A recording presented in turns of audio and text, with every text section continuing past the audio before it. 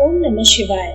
श्री शिव महापुराण श्री कैलाश संहिता, जो प्रधान प्रकृति और पुरुष के सृष्टि, पालन और संहार के कारण है, उन पार्वती देवी एवं देवादिदेव भगवान शिव को उनके गण एवं पुत्रों सहित बारंबार प्रणाम है।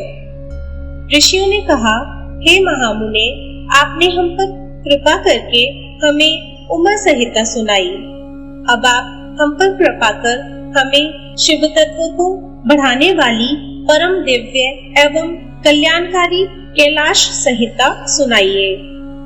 तब ऋषियों की प्रार्थना सुनकर व्यास जी बोले, ऋषिगण, एक बार हिमालय पर निवास करने वाले ऋषि मुनियों ने काशीपुरी के दर्शन का विचार किया और विश्वेश्वर का दर्शन करने हेतु वहां पहुंच गए।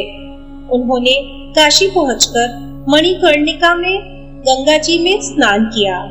तत्पश्चात शतरुद्रीय मंत्र से भगवान शिव की स्तुति की। उसी समय सूत जी भी पंचकोसी देखने की इच्छा से वहां पहुंचे। सूत जी को वहां देखकर ऋषि मुनियों ने उन्हें प्रणाम किया और बोले, हे महाभाग सूत जी, आप परम शिव भक्त और ज्ञान के सागर हैं। आपके हृदय में पुराणों की कथा स्थित है। आप परम गुरु हैं। हम सब आपके मुख से निकली हुई अमृतमय कथा को सुनना चाहते हैं। हम पर कृपा करके हमें देवादिदेव भगवान शिव का परम ज्ञान सुनाइए। ऋषियों की इस प्रकार की गई प्रार्थना को सुनकर सूत जी बोले, हे मुनीश्वरों, स्वारोचिष मनु ने नैमिषारण्य में तपस्वी ऋषियों के साथ सिद्धि प्रदान करने वाला यज्ञ किया। यह यज्ञ 1 सहस्त्र वर्षों तक चलता रहा। तत्पश्चात उन्होंने भगवान शिव का स्मरण करके शिव भक्ति में भस्म और रुद्राक्ष धारण किया। तभी वहां मुनि वेदव्यास आ गए। मुनियों ने उन्हें आसन पर बैठाया। तब वे पूछने लगे कि बताइए, इस यज्ञ को करने में आपका क्या प्रयोजन है? व्यास जी का प्रश्न सुनकर नैमिषारण्य के तेजस्वी पराशर पुत्र बोले, हे कृपा सागर, इस अद्भुत महायज्ञ का अनुष्ठान करने का कारण ओंकार के अर्थ को जानना है। हम परम ब्रह्म परमेश्वर शिव जी के स्वरूप को जानना और समझना चाहते हैं। हम सब आपकी शरण में आए हैं। हम अल्प बुद्धियों के संदेह को दूर करें और हमें शिव ज्ञान प्रदान कर हमारी जीवन रूपी नाव को पार करा दें। हमारी एकमात्र इच्छा शिव तत्व जानने की है। मुनिगणों सहित पराशर पुत्र की इस प्रकार की गई प्रार्थना सुनकर महामुनि व्यास जी प्रसन्न होकर उन्हें ओंकार रूप भगवान शिव का पार्वती सहित मन में स्मरण करते हुए बोलने लगे। व्यास जी बोले, हे मुनिवर, भगवान शिव का वास्तविक ज्ञान ही प्रणव अर्थ को प्रकाशित करने वाला है। शिव जी का यह ज्ञान उसी को प्राप्त होता है जिस पर शिव जी की विशेष कृपा होती है। प्राचीन समय में दाक्षायणी सती ने अपने पति भगवान शिव की निंदा सुनकर अपना शरीर त्याग दिया था। उन्होंने हिमालय के घर जन्म लिया। देवर्षि नारद की प्रेरणा से शिव जी की तपस्या कर उन्हें प्रसन्न कर पति रूप में प्राप्त किया। एक दिन भगवान शिव देवी पार्वती के साथ कैलाश पर्वत पर बैठे हुए थे। देवी पार्वती ने शिव जी से कहा, हे देव, आप मुझे मंत्र दीक्षा देकर विशुद्ध तत्व प्रदान करें। श्री पार्वती जी के वचन सुनकर शिव जी बोले, देवी, मैं आपकी इच्छा अवश्य पूरी करूंगा। यह कहकर उन्होंने पार्वती जी को प्रणव मंत्र प्रदान किया, परंतु देवी इससे संतुष्ट ना हुई और बोली, प्रभु, आपने मुझे ओंकार रहित उपदेश दिया है। मुझे प्रणव की प्राकट्य कथा भी बताइए। वेदों में इसे कैसे वर्णित किया गया है? इसकी व्यापकता एवं कला और पंचात्मकता के बारे में भी विस्तार से बताइए। इस प्रणव की उपासना कैसे और कहाँ की जाती है? इसके अनुष्ठान की विधि, स्थान और इससे मिलने वाले फल के बारे में भी मेरा ज्ञान बढ़ाने की कृपा करें। स्वामी, कृपा कर मुझे इस तत्व से अवगत कराकर मेरे श्री ज्ञान में अभिवृद्धि करें। देवी पार्वती की इस विनयपूर्ण प्रार्थना को सुनकर शिव जी उन्हें प्रणव की पूर्ण कथा सुनाने के लिए तैयार हो गए। भगवान शिव बोले, हे प्राण प्रिया, हे देवी, आपकी इच्छा पूरी करना मेरा धर्म है। आपकी प्रसन्नता के लिए मैं आपको प्रणव कथा सुनाता हूँ। प्रणव को जानने वाला शिव तत्व का भी ज्ञाता हो जाता है। प्रणव मंत्र सब मंत्रों का बीज मंत्र है। यही प्रणव सर्वज्ञ और सबका कर्ता है। ओम नामक इस अक्षरीय मंत्र में शिव सदा ही विद्यमान रहते हैं। इस संसार की सभी वस्तुएं गुणमयी होते हुए भी स्थावर और जड़ात्मक दिखाई पड़ती हैं। यही प्रणव का अर्थ है। यह ओम मंत्र ही सब अर्थों का साधक है। इसी प्रकार प्रणव से शिव अर्थात मैं सर्वप्रथम इस जगत का निर्माण करता हूँ। वही शिव ही प्राण रूप और प्रणव शिव रूप है। मैं ही ब्रह्म ऋषि और एकाक्षर रूप हूँ। इस संसार में प्रणव ही सबका करता है। मुमुक्षु ही इस निर्विकार परमेश्वर प्रणव को जान और समझ सकते हैं। प्रणव मंत्र ही सभी मंत्रों में सर्वश्रेष्ठ है और शिव मणि माना जाता है। यही ओंकार मैं काशी में प्राण त्याग देने वालों को प्रदान करता हूँ। इसे जानने वाले को परम सिद्धि प्राप्त होती है। इस पवित्र प्रणव रूपी ओंकार मंत्र को प्राप्त करने के लिए सर्वप्रथम कला का उद्धार करें। जो पहले आकार को प्राप्त कर चुके हो उन्हें निवृत्त कला की प्राप्ति का विधान करना चाहिए। तत्पश्चात उकार में ईर्धन, मकार में काल कला, नाद में दंड और बिंदु में ईश्वर कला का उद्धार करने का उपाय करें। ऐसे ही पंचवर्णीय प्रणव का उद्धार होता है। इन 3 मात्राओं और बिंदु नाद का जाप करने से प्राणियों को मुक्ति और मोक्ष की प्राप्ति होती है। यही मंत्र सबके हृदयों में प्राण बनकर जीवन प्रदान करता है। फिर यही ओम हो जाता है। इसी ओम का वर्णन वेदों में भी है और यही ओंकार मैं हूँ। इसी के आकार के रजोगुण से ब्रह्मा, उकार से प्रकृति, सत्य गुण से जगत के पालन करता श्रीहरि और मकार से पुरुष तथा तमो गुण से पापियों का संहार करने वाले शिव उत्पन्न होते हैं।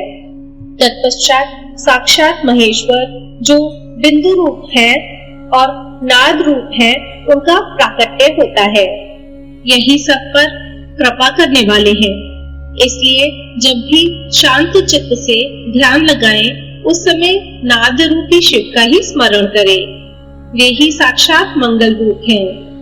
यह शिव ही सर्वज्ञ, सत्य के कर्ता, सर्वेश, निर्मल, अविनाशी, अद्वैत और परम ब्रह्म है।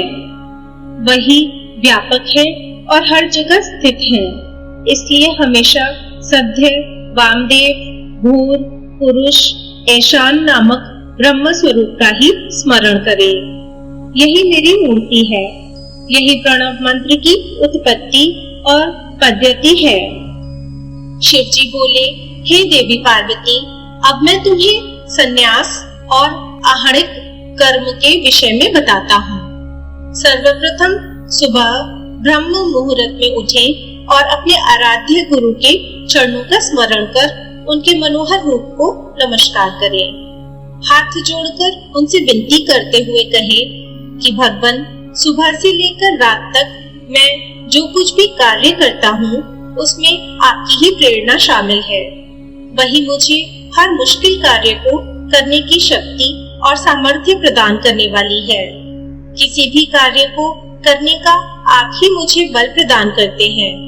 हम आपकी पूजा करते हैं। कृपा कर हमारी पूजा स्वीकार करें। यह कहकर गुरु से आज्ञा लेकर आसन पर बैठें। आसन पर बैठकर प्राणायाम करें। आसन में ध्यान लगाएं और 6 चक्रों का स्मरण करते हुए उन चक्रों के बीच में मुझ सच्चिदानंद निर्गुण ब्रह्मा और अनामय रुद्र शिव का चिंतन करें। तत्पश्चात ध्यान एवं पूजन से निवृत्त होने के बाद ही अपने अन्य कार्य करने आरंभ करें। सर्वप्रथम उठकर देवादिदेव सर्वेश्वर का ध्यान करना भक्ति मुक्ति प्रदान करता है, इसलिए ध्यान के बाद ही अन्य कार्य करने चाहिए। फिर अपने नित्य प्रतिदिन के कार्यों को करें। स्नान करने के पश्चात पुनः गुरु द्वारा बताई विधि के अनुसार पंचाक्षरी मंत्र का जाप करें। ओंकार का मन में ध्यान करते हुए 3 बार अर्घ दें। तत्पश्चात ओम नमः शिवाय मंत्र का 108 बार जाप करते हुए 12 बार तर्पण करें। फिर आचमन करके 3 बार प्राणायाम करें। पूजा के लिए पूजा स्थान पर जाते समय मौन अवस्था में हाथ पैर धोकर ही जाएं। प्रवेश करते समय दाहिने पैर को ही आगे रखें। ईश्वर बोले, पूजा के स्थान में प्रवेश करने के पश्चात उस स्थान की धरती को लीपें। 4 वस्त्रों को लेकर चौकों के समान की कल्पना करें। तालपत्र के समान लंबे चौड़े बराबर 13 भाग करें। चौथे मंडल में पश्चिम की ओर मुंह करके बैठें। पूरब की तरफ से सूत्र लेकर दक्षिण और उत्तर के क्रम में 14 सूत्र बिछाएं। इस प्रकार 169 कोण हो जाएंगे। इन्हीं कोणों के बीच कणिका के मध्य दलाष्टक होता है। तत्पश्चात दल संधि को श्वेत, पीली, काली, लाल करें। कर्णिका में प्रणव अर्थ बताने वाले मंत्र लिखें। उसके ऊपर अमरेश, मध्य में महाकाल और उसके सिर के निकट दंड लिखें। उसके बाद ईश्वर का नाम लिखें। फिर श्याम अर्थात काले रंग में सिंहासन और पीले रंग में श्रीकंठ को रंग कर अमरेश को लाल और महाकाल को काला रंग करें। ईश्वर को सफेद रंग से लिखें। ऐसा लाल यंत्र संध्योजा मंत्र से दान करें। फिर नाद से ईशान को भेद कर अग्नि क्रम से बाहरी पंक्ति को ग्रहण करें। 4 कोणों को श्वेत और लाल धातु से रंग कर 4 दरवाजे बनाएं। इन दरवाजों के चारों ओर पीले रंग हो। दक्षिण दिशा के कोष्ठ में 8 दल का कमल रखें। इस प्रकार विधि विधान से सभी दिशाओं के मंडल को अंकित करके सूर्य देव की पूजा करें। भगवान शिव बोले, ऋषिगण कमल की रचना कर शक्ति कमल की रचना करें और चतुर्थी विभक्ति सहित अंत में नमः लगाकर शक्ति कमलाय नमः का उच्चारण करते हुए वस्तुओं को धारण करके गुरु को नमस्कार करें। बाहर की ओर त्रिकोण व्रत क्रम से शंख की पूजा करें और शुद्ध सुगंधित जल से 7 बार गंध पुष्प से ओम की पूजा अर्चना कर धेनु मुद्रा दिखाएं। फिर शंख मुद्रा दिखाएं। यह कहकर अपनी आत्मा को शुद्ध करें। प्राणायाम करके ऋषि का स्मरण करें। अंगन्यास करने के बाद अस्त्र मंत्र से अग्निकोण के कमल का प्रेक्षण करें। दक्षिण में स्थापित कमल का पूजन सफेद वस्तुओं से ही करें। तत्पश्चात दक्षिण में स्थापित कमल का पूजन सफेद वस्तुओं से ही करें। तत्पश्चात इसकी चारों तरफ से पूजा करें। इसके बाद सौर योग पीठ को पूजे। सिंहासन पर मूल मंत्र से मूलाधार में आसन पर बैठकर पिंगला नाड़ी के प्रभा से शक्ति उठाएं। जिस स्थान पर परमेश्वर शिव देवी पार्वती सहित शोभित है, उन्होंने रुद्राक्ष की माला, पाश, खटवांग, कपाल, अंकुश, कमल और शंख को धारण किया हुआ है। 4 मुख और 12 नेत्र उनकी शोभा बढ़ा रहे हैं। तत्पश्चात सूर्य देवता का आवाहन करें और मुद्रा दिखाएं। फिर बीज मंत्रों से अंगन्यास करें। अग्नि, ईश्वर, राक्षस और वासुकी 4 मूर्तियां बनाकर उनका पूजन करें। पूरब से लेकर उत्तर में मूल कमल दल से आदित्य, भास्कर, भानु और रवि के नाम से क्रमशः सूर्य, ब्रह्मा, विष्णु, महेश और ईशान का पूजन करें। फिर शिव भक्ति में रत हो उनका स्मरण कर भस्म धारण करें। तत्पश्चात गुरु की नम्रता पूर्वक पंचोपचार से पूजा कर उन्हें नमस्कार करें। पूजन को विधि के अनुसार आगे बढ़ाते हुए ईशान का न्यास कर पंचकला क्रम से सद्योजात की कल्पना करें। इस प्रकार प्रणव न्यास करके देवादिदेव महादेव परमात्मा शिव को बांधकर हंस न्यास करें। शिव जी बोले, मुनीश्वरों, अपनी बाईं ओर चौकोर मंडल बनाकर ओम का पूजन अर्चन करें। ओम को अस्त्र मंत्र से शोभित करें। इसी प्रकार प्रणव का भी पूजन करें। फिर उसे चंदन, धूप, सुगंधित जल से पूर्ण करें। उसके आगे शंख मुद्रा, अर्धचंद्र, चतुकोण, त्रिकोण मुद्रा एवं षटकोण मुद्रा आदि स्थापित करें। फिर ओंकार को गंध एवं पुष्प आदि से पूजे और उसमें पवित्र गंगा जल भरें। गुरु द्वारा बताई गई विधि के अनुसार गुरु मूर्ति की स्थापना करें। गुरुभ्यो नमः मंत्र का जाप करते हुए गुरु की प्रदक्षिणा लें। गुरु द्वारा दी गई दीक्षा का बैठकर ध्यान करें। तत्पश्चात स्थापित मूर्ति में देवता का आवाहन करें। एकाग्रचित होकर मन में उसका ध्यान करें। गणेश जी का षोडशोपचार से पूजन कर उस पर फल और फूल माला चढ़ाएं।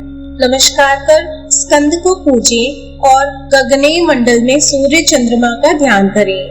कमल के आसनों पर सुंदर सफेद पुष्प रखें और ओंकार सहित चतुर्थी विभक्ति के अंत में नमः लगाकर मंत्र बोलते हुए सविधि ईशान आदि 5 ब्रह्म की पूजा अर्चना करें। इसके बाद देवी गौरी की पूजा करें। इस प्रकार सविधि पूजा और ध्यान करके जो भी मनुष्य एवं देवता मेरी और देवी पार्वती की उपासना करते हैं और शंख के जल से स्नान कर ओंकार को मोक्षण करते हैं, उन्हें परम सिद्धि प्राप्त होती है।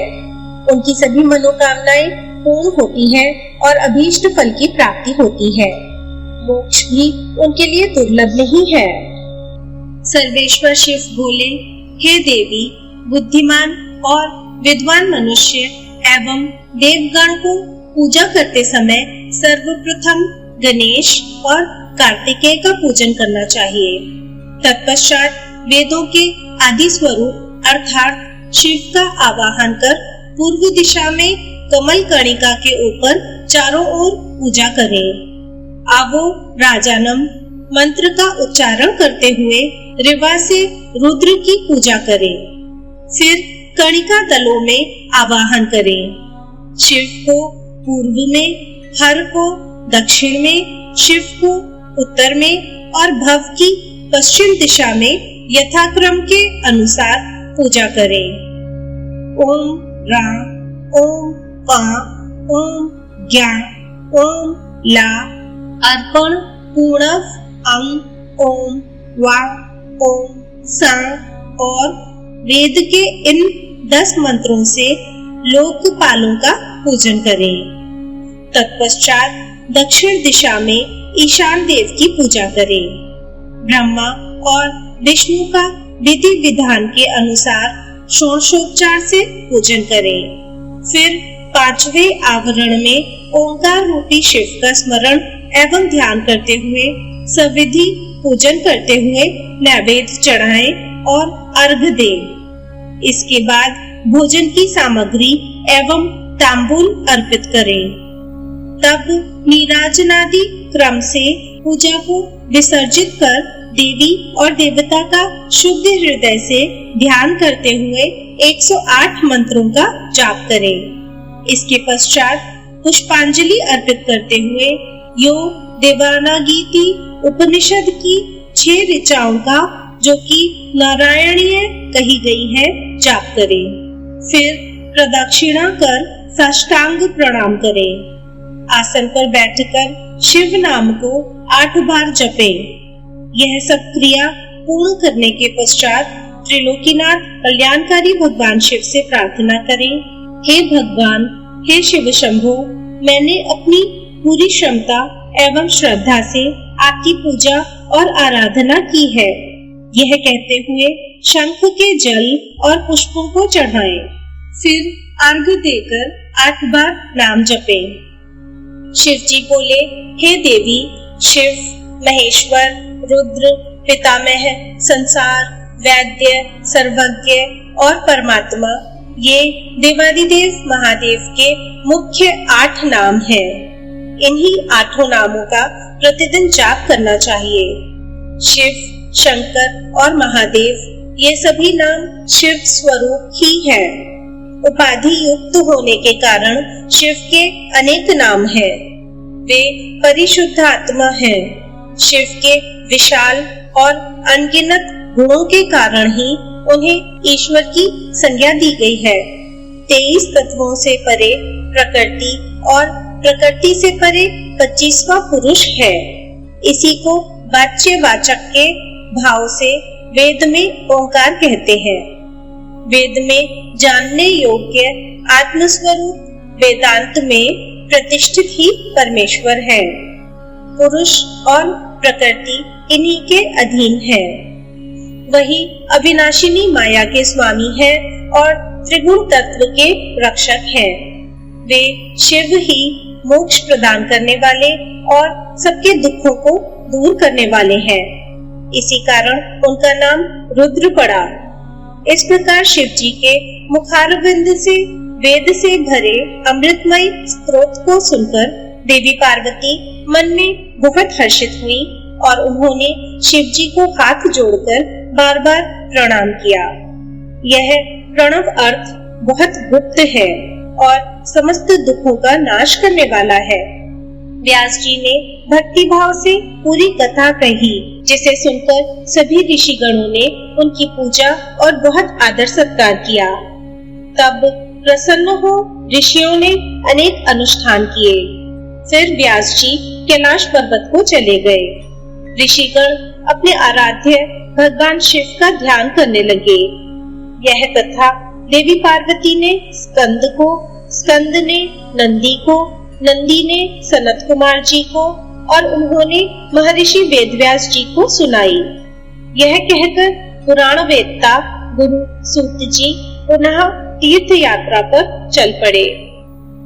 व्यास जी बोले, ऋषिगण सूत जी के वहां से चले जाने के पश्चात सभी मुनिगण आपस में बोले कि हमने वामदेव के बारे में तो कुछ भी नहीं पूछा।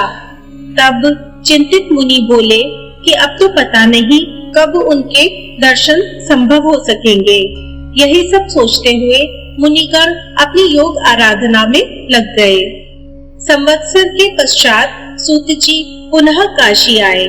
उन्हें वहां देखकर सभी मुनिगण बहुत प्रसन्न हुए। वे सब सूत जी की आराधना करने लगे।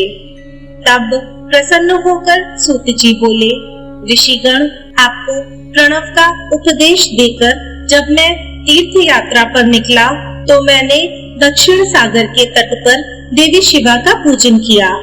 इसके पश्चात कालहस्त शैल पर सुवर्ण मुखरा में स्नान किया।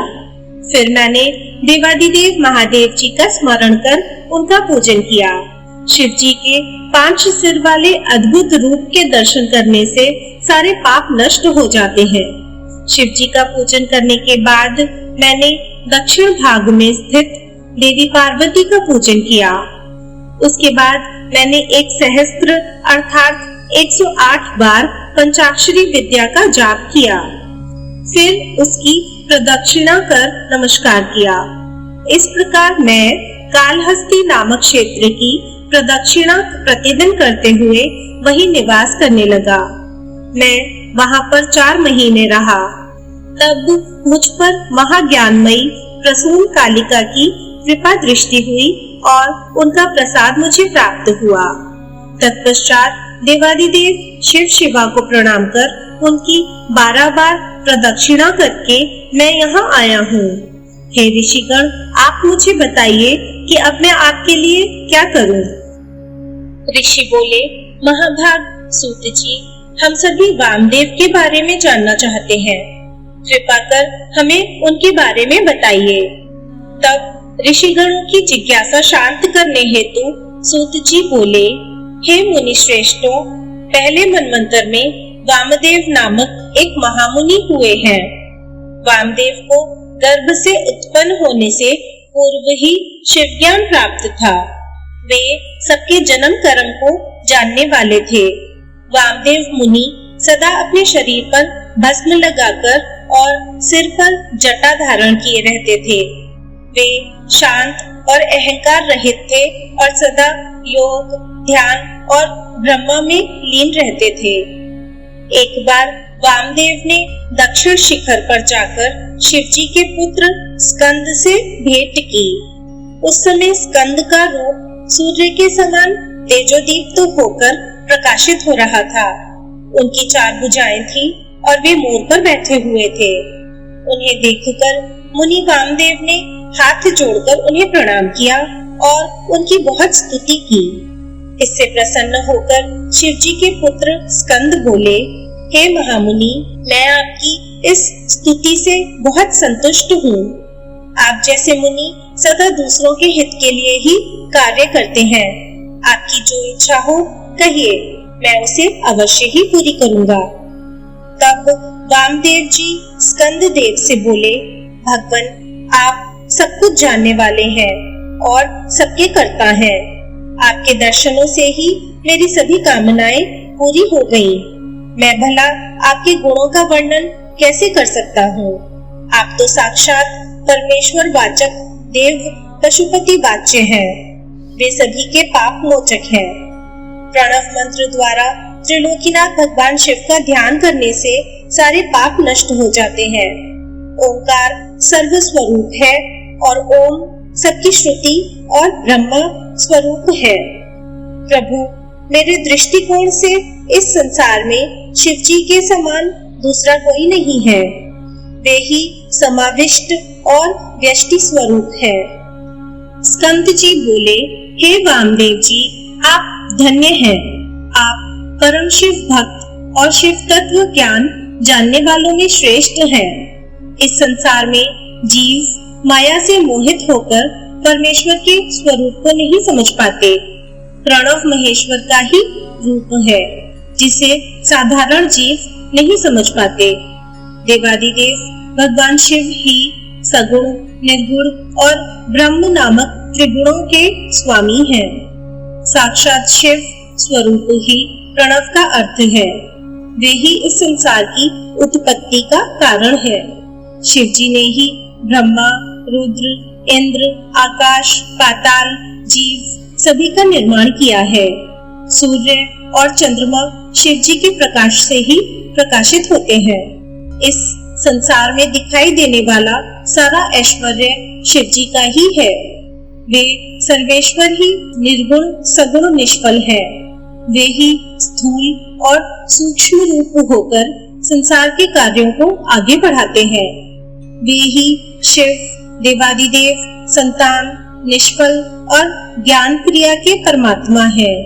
देव पंचक और पंचक कला भी उनकी बनाई हुई है। परमात्मा शिव का मन शीतल और स्फटिक मणि के समान निर्मल है। भगवान शिव के 5 मुख, 10 भुजा और 15 नेत्र हैं। जो ईश्मन देव मुकुट धारण किए औघर, हृदयी, वामदेव, गुहा और प्रदेशवान है। वे परमेश्वर शिव ही सद्यपाद, तन्मूर्ति, साक्षात, संपूर्ण, निष्फल और मूर्ति नामक 6 प्रकार का स्वरूप धारण करने वाले हैं। वे ही उपन्यास मार्ग पर चलने वाले समष्टि और व्यष्टि भाव वाले हैं। इस संसार में विख्यात 3 वर्णों को वेदाचारी कहा गया है। शूद्रों को वेद पढ़ने और जानने का अधिकार नहीं है। अन्य वर्णों को श्रुति, स्मृति और धर्म का ही अनुष्ठान करना चाहिए। इससे ही इंद्र सिद्धि प्राप्त होती है। भगवान शिव की ही आज्ञा के अनुसार वेद मार्ग का अनुसरण करना चाहिए। श्रुति स्मृति में वर्णित धर्म और आचारों के अनुसार ही आचरण एवं पूजा करें। स्कंद जी बोले, हे वामदेव जी, प्रातःकाल स्नान से निवृत्त होने के पश्चात गंध, पुष्प और अक्षत आदि पूजा की सामग्रियों से भगवान शिव और श्री गणेश का विधि पूर्वक पूजन और ध्यान करें। पूर्णाहुति देकर हवन करें और गायत्री मंत्र का जाप करें। इसी प्रकार सायंकाल में संध्या करें। सद्योजात के 5 मंत्रों से हवन करें। मन में भगवान शिव का देवी पार्वती सहित ध्यान करते हुए गायत्री मंत्र का उच्चारण करते हुए आहुति दें। भूर्भुवः सुब्रोत्र कहते हुए त्रिलोकीनाथ कल्याणकारी भगवान शिव के अर्धनारीश्वर स्वरूप का ध्यान करें।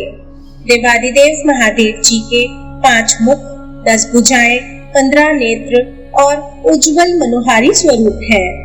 उनकी पत्नी देवी पार्वती जगत माता, त्रिलोक को उत्पन्न करने वाली और निर्गुणमयी है। ऐसा मन में विचार करते हुए ज्ञानी पुरुष गायत्री मंत्र का जाप करें। पार्वती जी ही आदि देवी, त्रिपुदा, ब्राह्मणत्व दात्री और अजा हैं। वे व्याहृतियों से संपन्न हैं और उसी में लीन हो जाती हैं। वे जगत माता देवी पार्वती वेदों की आदि प्रणव और शिव पात्री हैं। प्रणव मंत्र ही सब मंत्रों का बीज रूप है। प्रणव ही शिव है और शिव ही प्रणव है। मोक्ष की नगरी काशी में मरने वाले मनुष्य को शिव जी इसी मंत्र की शिक्षा देते हैं। तभी ज्ञानी पुरुष को मुक्ति मिलती है। इसीलिए सभी को अपने हृदय में भगवान शिव को धारण कर सदा उनका पूजन करना चाहिए। वामदेव बोले, हे भगवान, वे 6 प्रकार के अर्थ कौन से हैं और उनका क्या ज्ञान है? इसके प्रतिपादक कौन है और इनका क्या फल है? इस संसार में वह कौन सा ज्ञान है जिसे जाने बिना जीव शास्त्रों से विमोहित हो जाता है? मैं भी शिव माया से विमोहित हूँ। मैं कुछ भी नहीं जानता। आपकी शरण में आया हूँ। मुझ पर कृपा कर मुझे ज्ञान रूपी अमृत पिलाइए ताकि मेरी अज्ञानता दूर हो जाए। मुनि वामदेव के इस प्रश्न का उत्तर देते हुए शिवपुत्र स्कंद बोले, हे मुनि शार्दूल, इस संसार में भगवान शिव ही समस्त प्रणवार्थ परिज्ञान के भंडार है। वे ही समष्टि व्यष्टि का भाव रखते हैं। अब मैं एक ही परिज्ञान के 6 अर्थों का वर्णन करता हूँ, जिनमें पहला मंत्र रूप, दूसरा भाव, तीसरा देवार्थ, चौथा प्रपंचार्थ, 5वां गुरु रूप और 6ठा शिष्य के आत्मानुरूप कार्य है। पहला स्वर आकार, दूसरा उकार, तीसरा मकार है। इसी पर नाद रूपी बिंदु है। इन्हीं को वेद में ओंकार कहा गया है। यही समष्टि रूप है। नाद में ही सबकी समष्टि है। अकार, उकार और मकार ये सब बिंदु नाद के आदि हैं। व्यष्टि रूप में सिद्ध होकर ओंकार की उत्पत्ति होती है, जो शिव जी का याचक है। इसी प्रकार ओंकार रूपी 5 वर्णों की समष्टि कला भी शिव जी की वाचक है। जो त्रिलोकीनाथ भगवान शिव के उपदेश मार्ग का अनुसरण करते हैं, उन्हें अवश्य ही शिव पद की प्राप्ति होती है। प्रणव मंत्र शिव का ही रूप है। भगवान स्कंद बोले, त्रिलोकीनाथ कल्याणकारी भगवान शिव ही इस संसार के सृष्टिकर्ता और आकाश के अधिपति हैं। वे ही समष्टि हैं और वे ही व्यष्टि भी हैं। उन्हीं देवादिदेव सदाशिव से महेश्वर की उत्पत्ति हुई है। अनंत रूप पुरुष होने के कारण वे वायु के भी अधिपति हैं। वे ही सभी प्रकार की मायाओं और शक्तियों से युक्त हैं। ईश्वर, विश्वेश्वर, परमेश्वर और सर्वेश्वर यही चतुष्टय व्यष्टि रूप कहा गया है। यही श्रेष्ठ तिरोभाव चक्र कहा जाता है। तिरोभाव 2 प्रकार का होता है। रुद्रादि गोचर एवं जीव समूह का शरीर रूप। पाप और पुण्य जब तक इस संसार में है तब तक इसमें कर्म की साम्यता रहती है, इसी में अनुग्रह करने की सामर्थ्य होती है। इसी विभु में तिरोभाव और कर्म की साम्यता होती है। वही कल्याणकारी भगवान शिव ही साक्षात परब्रह्म, निर्विकल्प तथा निरामय स्वरूप है। तिरोभाव के शांति कला में तिरोभाव चक्र को महेश्वर के अधिष्ठित उत्तम पद कहा गया है। महेश्वर के चरणों की सच्चे हृदय से भक्ति करने वाले को यही पद प्राप्त होता है। उन्हीं महेश्वर के 1000वें अंश से रुद्र उत्पन्न हुए हैं। वे अधीर शरीरधारी और तेज तत्व के स्वामी हैं। वे प्रभु ही वाम भाग में देवी गौरी शक्ति धारण करते हैं। रुद्र ही पापियों का संहार करने वाले हैं। व्यष्टि रूप शिव हर, मुंड और भव अद्भुत चक्र विदित हैं। ये सब प्रावरण से रक्षित होते हैं। इनके ऊपर की ओर 10 गुना जल है। इस जल के मध्य में रहने वाले को श्रुति द्वारा जल मध्य साई कहा जाता है। भगवान शिव अनुग्रह, तिरोभाव, संहार, स्थित और सृष्टि से युक्त होकर नई नई लीलाएं करते रहते हैं। वे ही सर्वशक्तिमान ईश्वर हैं। सूत जी बोले, मुनि वामदेव को भगवान स्कंद के मुख से ओंकार रूपी अमृत कथा का श्रवण करके आनंद की अनुभूति हुई। वे बोले, प्रभु, इस अमृतमयी कथा को सुनकर मेरा ज्ञान और बढ़ गया है, परंतु फिर भी मैं आपसे एक प्रश्न पूछता हूँ। भगवान सदाशिव से लेकर कीर्ति पर्यंत तक इस जगत में स्त्री पुरुष ही दिखाई देते हैं। इस रूपवान अद्भुत संसार की उत्पत्ति का कारण वे परमेश्वर ही है या कोई अन्य रूप है? विद्वान और शास्त्रों के अनुसार इसके अनेक प्रकारों का वर्णन करते हैं। कृपा कर मुझे जगत सृष्टा भगवान शिव के भाव का वर्णन कीजिए। मुनि वामदेव के इस प्रकार उपनिषद गर्भित रहस्य को समझकर स्कंद देव बोले, हे महामुनि, जिन परम शिव तत्व शिव ज्ञान को आप सुनना चाहते हैं वह मैं आपको सुनाता हूँ। यही ज्ञान मेरे पिता देवादिदेव भगवान शिव ने मेरी माता देवी पार्वती को सुनाया था। उस समय मैं छोटा सा बालक था और माँ की गोद में बैठकर दूध पी रहा था। वे बातें आज भी मुझे याद है। कर्म सत्ता से लेकर सभी शास्त्रों में लिखा सभी कुछ ज्ञानदायक है। आप जैसे ज्ञानी पुरुष ही इतना कुछ जानते हुए भी भगवान के विषय में और अधिक जानने की जिज्ञासा रखते हैं, परंतु मूर्ख और अज्ञानी पुरुष तो सब कुछ जानते और समझते हुए भी ईश्वर के स्वरूप से इनकार कर देते हैं। परमेश्वर परमात्मा को जानना एवं उन्हें पहचानने में कोई संदेह एवं परेशानी नहीं है। वे स्त्री पुरुष के रूप में विश्व के सामने प्रत्यक्ष दिखाई देते हैं। श्रुतियों ने ही कहा है कि सच्चिदानंद परब्रह्म सिर्फ सत्य है। जो भी असत्य एवं प्रपंचों से निवृत्त अथवा दूर होकर सदाचार के मार्ग का अनुसरण करते हैं वे सदात्मा कहलाते हैं। वही प्रकाश से चित्त होकर जगत के कारण बन जाते हैं। वे ही शिव भक्ति भाव को प्राप्त हुए हैं। उन्हीं को भगवान शिव और शक्ति संयोग से परम आनंद की प्राप्ति होती है। वामदेव जी बोले, भगवान, पूर्व में आपने ही प्रकृति के नीचे नियति और ऊपर पुरुष बताया था, फिर आज आप यह क्या कह रहे हैं? प्रभु, मेरा संशय दूर कीजिए। तब मुनि वामदेव जी के वचन सुनकर स्कंद जी बोले, हे मुने, अद्वैत सेवावाद में द्वैत सेवावाद का कोई समावेश नहीं होता। यह नश्वर और अविनाशी है। भगवान शिव ही सच्चिदानंद स्वरूप वाले परम ब्रह्म है। इन्हीं त्रिलोकीनाथ कल्याणकारी शिव को ही सर्वज्ञ, सबका कर्ता एवं त्रिवेदों का उत्पादक कहा जाता है। वे सर्वेश्वर शिव ही अपनी माया और इच्छा के अनुरूप संकुचित रूप धारण कर पांचों कला में निपुण पुरुष हो गए हैं। वे ही भोक्ता है जो कि प्रकृति के सभी गुणों को भोगने वाले हैं। वे ही समष्टि और चित्त प्रकृति तत्व के स्वामी हैं। प्रकृति के गुण सत्व से उत्पन्न हुए हैं। गुणों से बुद्धि और बुद्धि से ही अहंकार की उत्पत्ति होती है। तब उससे तेज और उससे मन, बुद्धि और इंद्रियों की उत्पत्ति हुई है। मन के रूप को संकल्प विकल्पात्मक कहा गया है।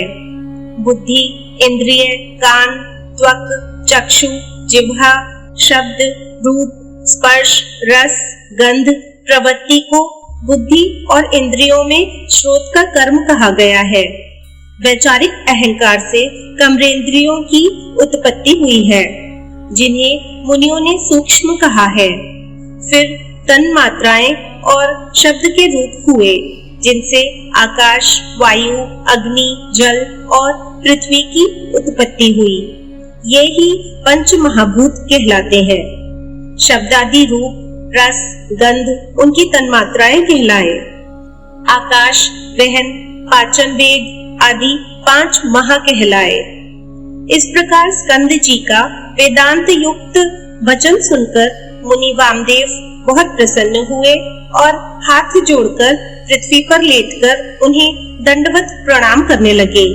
उनके चरणारविंदों में उन्हें परम तत्व ज्ञान प्राप्त हो गया था। सूत जी बोले, मुनि वामदेव ने भगवान स्कंद से पूछा, हे भगवान, आप सर्व तत्व को जानने वालों में श्रेष्ठ हैं। आप मुझ पर कृपा करके संप्रदाय के उस ज्ञान के बारे में बताइए जिसके बिना जीवों को भोग और मोक्ष की प्राप्ति नहीं होती। प्रभु, कृपा कर मेरे इस संशय को दूर कीजिए। तब वामदेव जी के इन वचनों को सुनकर स्कंद देव बोले, मुनीश्वर, अब मैं आपको एक परम गुप्त तत्व के बारे में बताता हूँ। वैशाख, श्रावण, अश्विन, कार्तिक, अगहन, माघ महीनों के शुक्ल पक्ष में पंचमी अथवा पूर्णिमा के दिन स्नान करके शुद्ध होकर अपने गुरु के चरणों को धोकर उनके पास रखे आसन पर शंख से फूलों को अभिमंत्रित करके रखें। तत्पश्चात गंध और पुष्प से पूजन करें। उसके समक्ष दीप प्रज्वलित करें। मुद्रा से रक्षा कर कवच को मंत्रों से आच्छादित करें। तत्पश्चात विधि पूर्वक अर्घ दें और सुगंधित पुष्पों से पूजन करें। आधार पर सुगंधित जल का घट रखकर उसे सूत से लपेटें। उस घट पर पीपल, पिलखन, जामुन, आम और बड़ नामक पांचों पेड़ों की छाल और पत्ते तथा हाथी, घोड़े, रथ, बांबी और नदी के संगम स्थान की मिट्टी में सुगंधि को मिलाकर उसे कलश पर लेपें। लेपने के बाद आम के पत्ते, कुश का अग्र, नारियल, फूल आदि वस्तुओं से कलश को सजाएं। सजाने के बाद कलश में पंचरत्न डालें। यदि पंचरत्न ना हो तो स्वर्ण डालें। नील, माणिक्य, स्वर्ण, मूंगा और गोमेद नामक 5 रत्नों को नरम लस्क का उच्चारण करते हुए अंत में ग्लूमु कहते हुए विधि विधान से पूजन करें। खीर और तांबुल अर्पित कर 8 नामों का जाप करते हुए पूजा करें। गुरु द्वारा बताई हुई विधि से अनुष्ठान सहित भगवान शिव की पूजा अर्चना करें। फिर गुरु को अपने शिष्य को हम सोहम मंत्र का उपदेश देना चाहिए। उपदेश के बाद भस्म का ज्ञान प्रदान करना चाहिए। उस समय गुरु को अपने मन में ही विचार करना चाहिए कि मैं ही शिव हूँ। इस प्रकार शिष्य को ज्ञान दें। भगवान स्कंद बोले, मुनि वामदेव, अपने शिष्य को पूजा विधि का वर्णन करने के पश्चात गुरु निम्न बातों का उच्चारण करें। मैं ब्रह्मा हूँ, वह तू है, आत्मा ही ब्रह्मा है। सारा संसार ईश्वर से अधिष्ठित होता है। मैं ही प्राण हूँ। आत्मा ही ज्ञान का सार है। प्रज्ञान आत्मा ही यहाँ विदित अवस्थित है। वही तुम्हारा मेरा अर्थात सबका अंतर्यामी है। वही ज्ञान रूपी अमृत है। वह एक ही पुरुष में और आदित्य में है। वही पर ब्रह्म मैं हूँ, सबसे परे और सबका ज्ञाता और वेद शास्त्रों का गुरु मैं ही हूँ। इस संसार में सारे आनंद का क्षण मैं ही हूँ। सर्वभूतों के हृदय में व्याप्त रहने वाला मैं ही ईश्वर हूँ। सारे तत्वों का और पृथ्वी का प्राण मैं ही हूँ। मैं ही जल और तेज का प्राण हूँ। आकाश और वायु का प्राण मैं हूँ। मैं ही त्रिगुण का प्राण हूँ। मैं ही अद्वितीय और सर्वात्मक हूँ। यह सब ब्रह्म रूप है। मैं ही मुक्त स्वरूप हूँ, इसलिए मेरा ध्यान करना चाहिए। इस प्रकार भगवान स्कंद ने वामदेव जी से योग पट्ट का वर्णन किया। भगवान स्कंद बोले, हे मुनीश्वर, अब मैं आपको यतियों को शुद्धि प्रदान करने वाले शौर और स्नान की विधि बताता हूँ। जब शिष्य योग पद को प्राप्त हो जाए तब व्रत करने से पूर्व शौर करना चाहिए। गुरु को नमस्कार कर उनकी आज्ञा से शौर कराएं। फिर नाई के कपड़े को मिट्टी और जल से धुलाएं। फिर शिव नाम का उच्चारण करते हुए हाथ की अनामिका और अंगूठे को अभिमंत्रित करें। आंखें बंद कर मंत्र का उच्चारण करें और दाहिनी ओर से शौर कराएं। आगे से पीछे की ओर सिर मुंडवाएं और फिर मूछें भी साफ कराएं और नाखून काट लें। तत्पश्चात नदी में 12 डुबकी लगाकर स्नान करें। बेल, पीपल या तुलसी के नीचे की मिट्टी लेकर उसका प्रोक्षण कर अभिमंत्रित करें। उस मिट्टी के 3 भाग करें। एक भाग से 12 बार हाथ मलकर साफ करें। दूसरी भाग की मिट्टी को सिर से मुंह तक लेप करके 12 बार जल में डुबकी लगाएं। फिर 16 बार कुल्ला कर 2 बार आचमन करें। बची हुई मिट्टी का पूरे शरीर पर लेप करें। मन में ओंकार का भक्ति पूर्वक जाप करते हुए 16 बार प्राणायाम करें। फिर ज्ञान देने वाले गुरु का ध्यान करते हुए 3 बार साष्टांग प्रणाम करें। तत्पश्चात तीर्थ स्थान के जल में डुबकी लगाते हुए त्रिलोकीनाथ कल्याणकारी भगवान शिव का स्मरण करें। वे देवादिदेव महादेव ही संसार को तारने वाले हैं। वे ही सबका कल्याण करते हैं। इस प्रकार मैंने आपको स्नान की पूर्ण विधि बताई। मुनि वामदेव बोले, हे भगवान स्कंद जी, मैंने सुना है कि योगियों का दाह कर्म नहीं किया जाता।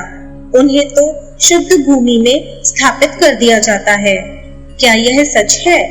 तब मुनिवर के प्रश्न का उत्तर देते हुए असुर निकंदन स्कंद जी बोले, हे मुनिवर, यह प्रश्न एक बार महान शिव योगी भृगु ने स्वयं सर्वज्ञ त्रिलोकीनाथ भगवान शिव से किया था। उस समय जो शिव जी ने बताया था वही मैं तुम्हें बताता हूँ। यह परम ज्ञान सब साधारण मनुष्यों के लिए नहीं है।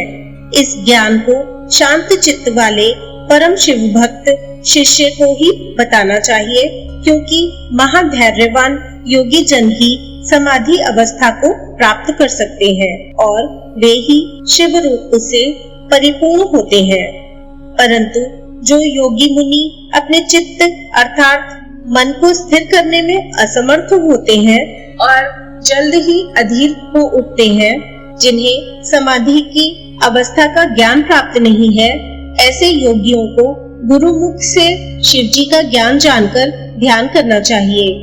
प्रतिदिन प्रणव मंत्र का जाप करें और भगवान शिव का स्मरण करें, तभी योगी जनों को उत्तरायण की प्राप्ति होती है। भगवान स्कंद बोले, मुनिवर, अब मैं आपको एकादशी विधि बताता हूँ। एक वेदी को लीपकर 5 मंडल बनाएं और उसमें 5 देवताओं की पूजा करें। भगवान शिव सर्वेश्वर हैं, उनकी कृपा से ही सब कार्य सिद्ध होते हैं। इसलिए हमें उनकी कृपा को नहीं भूलना चाहिए। भगवान शिव का स्वरूप मानकर शिवात्म देवताओं का ध्यान करके उनके चरणों में शंख के जल को समर्पित करें। ओम भूर्भुवः स्वाहा मंत्र का जाप कर धूप दीप से प्रदक्षिणा कर नमस्कार करें। फिर हाथ जोड़कर प्रार्थना करें कि भगवान आप प्रसन्न होकर यति को शिव चरणों में रक्षित करें। प्रार्थना के पश्चात प्रसाद को कन्याओं में बांट दें। इसके पश्चात यति का पावन श्राद्ध करें, क्योंकि यति का एकादिष्ट श्राद्ध नहीं होता। 4 ब्राह्मणों को आमंत्रित करें। उनके चरण धोकर शिव जी की विधि विधान के अनुसार पूजा कर उनके समक्ष ही ब्राह्मणों को भोजन कराएं। गोबर से लीपे स्थान पर रखे कुश के आसन पर बैठकर कहे कि मैं पिंडों को दान करता हूँ। ऐसा संकल्प करके 3 मंडलों का अपने परमात्मा, अंतरात्मा और आत्मा के लिए पूजन करें। मन में यह विचार करते हुए कि हमने आत्मा को पिंड दिया है, पिंड दान करें। कुश से जल छिड़ककर प्रदक्षिणा और नमस्कार करें। तत्पश्चात ब्राह्मणों को दक्षिणा दें। ऐसा करने के बाद रक्षा के लिए श्री हरि विष्णु की महापूजा करें और नारायण को बलि दें। अंत में वेदों और शास्त्रों को जानने वाले 12 ब्राह्मणों का गंध, अक्षत और पुष्पों से पूजन करें और प्रार्थना करें। कुश आसन पर पायस बलि दें। मुनि वामदेव, यह मैंने आपको एकादश की विधि बताई है। स्कंद देव बोले, मुनि वामदेव, 12वें दिन प्रातः उठकर स्नान आदि नित्य कर्मों से निवृत्त होकर भगवान शिव की पूजा अर्चना करें। मध्याह्न में ब्राह्मणों को निमंत्रण देकर उन्हें भोजन कराएं। मन में गुरु पूजन का संकल्प करें। गुरु के चरण धोकर उन्हें आसन पर बैठाकर कुशाओं और धूप दीप से आराधना करें। गुरु को नमस्कार कर मंत्र का जाप करते हुए अक्षत अर्पित करें। ब्राह्मणों को भोजन कराकर उन्हें आसन पर बैठाएं।